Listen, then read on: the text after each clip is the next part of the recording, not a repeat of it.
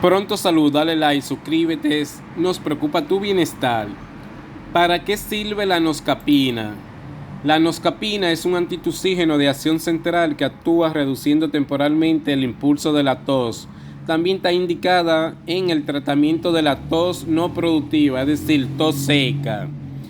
¿Cómo debemos tomar la noscapina? La noscapina debemos tomar una pastilla cada 12 horas por un periodo de 4 a 5 días.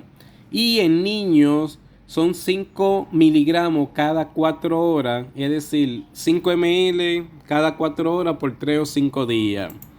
¿Qué efecto produce la noscapina? La noscapina produce un efecto de tos asmática o insuficiencia respiratoria que se caracteriza por cansancio extremo o inusual. La advertencia de la noscapina para aquellas personas embarazadas debe consultarlo con su médico. Este medicamento puede provocar somnolencia, es decir, sueño, lo que debe tener en cuenta en personas que manejen vehículos o maquinaria.